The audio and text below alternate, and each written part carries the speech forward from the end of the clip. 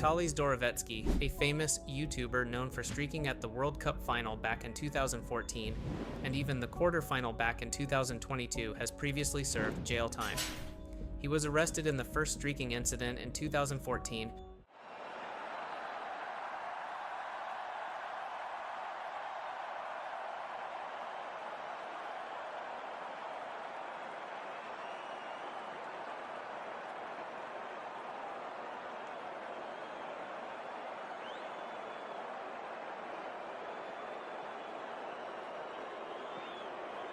but also arrested for a hitman prank gone wrong in 2012. Piece of shit, that's in my bag. No. You keep walking, alright? No, I have to deliver my boss. No. Excuse me? Yes, he doesn't want to give me the package. Yes. I need my package. Hey, you want to go to jail? You want to go to jail? Because we could do this, okay? Get going. Now. I've been Paired with a nice little domestic aggravated assault back in 2020. And now? Well, now he really might have done it. He wanted to know how fast he could go from public nuisance to foreign prisoner. That's fine. Do you have time for me? Yes, if you step in there. I got you. Let me go get the keys so I can turn this van on. Where are you going? I gotta get the keys so I can turn the van on. What? The keys so I can turn For what? the van. What van? The one you're in. What? What you're in. Where you going? I'm gonna turn it on so you get air. Bro, this is fine. You heard about me? No. Okay, so I'm super. I want to try to tell you this. First of all, I don't know why I wanted what exactly attack this girl for no fucking reason. Spoiler! Not long at all. So, where's our YouTuber now? Oh, just rotting in a Filipino detention center. No big deal. He's been there for the last 2 weeks now and could potentially be there for years. Congrats, Vitaly. You went from YouTube prankster and occasional police nuisance to third world prisoner in record time. Let's rewind a little. Vitaly's genius plan included harassing mall security, screaming at random people, and at least appeared to be attempting to steal a police motorbike. And he did all of this in a foreign country. It's one thing to be a jackass at home, but deciding to flex on Filipino cops? Did he really think they were gonna laugh and give him a hug? I have a very important question for you. Can I shove this up your booty? And shocker, the people of the Philippines didn't exactly roll out the red carpet. Turns out they have this thing called self-respect. Hindi po namin siya i-deport. Mananagot siya sa batas dito sa Pilipinas. Wild concept for someone like Vitaly. So when he pulled his little frat boy tantrum, the Filipino authorities didn't just slap his wrist, they slapped his whole damn life. So it means it's clear he will not be deported just like that. Oh no, hindi talagang we made a conscious decision not to have him deported. And not only that, he may just move to another Asian country and do the same thing, right? For his content. At an official press conference, they made it brutally clear: no deportation, no quick ticket home, no second chances. He will live on the national stipend of 3 meals at 70 pesos a day. That's for all 3 meals. He will get special treatment. He will live in a common cell, walang air conditioner. Instead, permanent staycation in detention hell until they feel like being generous. The civil trial, I think it's civil criminal, maybe it's criminal, it'll maybe last 2 to 3 years.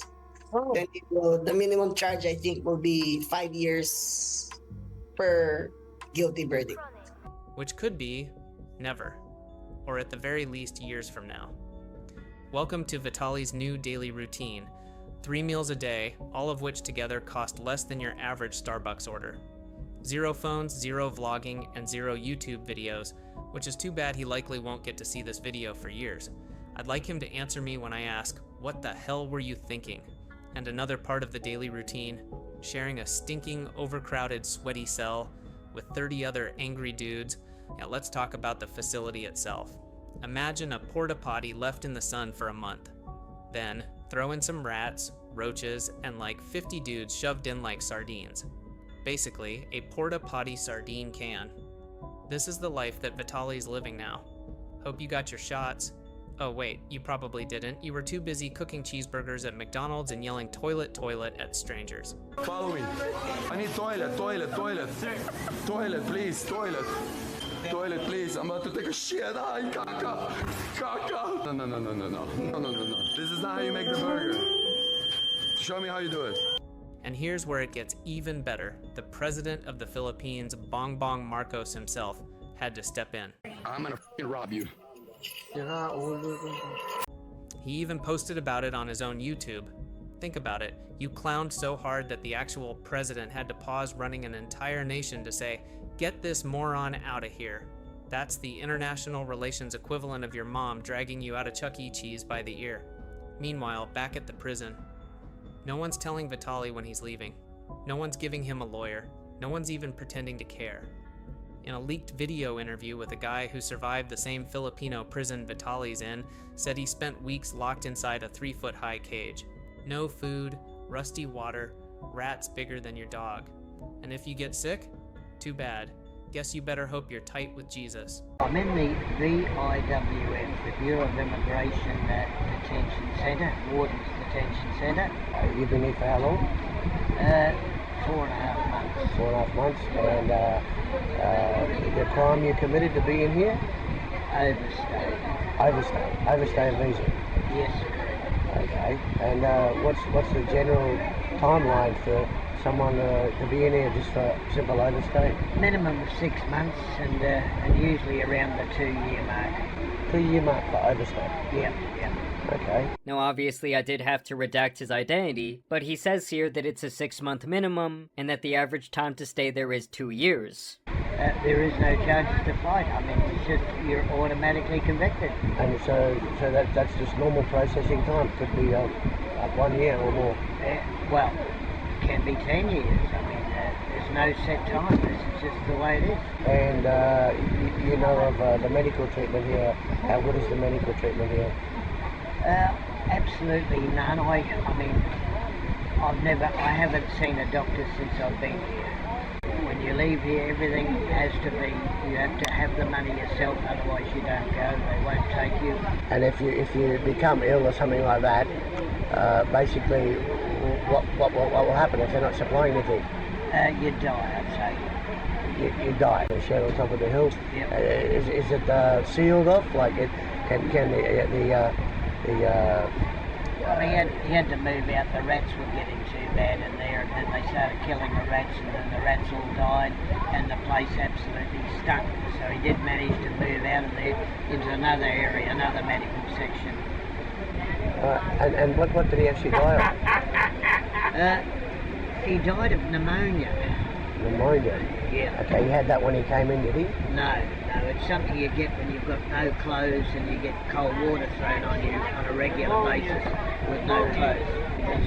He was shitting the bed at night, that sort of thing. So basically what they did is they got rid of him, basically. So they left him naked, slouched over a table, throwing buckets of cold water on him, which caused pneumonia, and basically killed him. And all of this was for what? A few YouTube clicks? And now, every single second of his life is a lottery between thirst, food poisoning, heat stroke, disease, or getting shanked for looking at someone funny, or maybe mostly it's just the rats. Honestly, some could even say that it couldn't have happened to a better guy, and the Filipino people now have one less idiot on the street.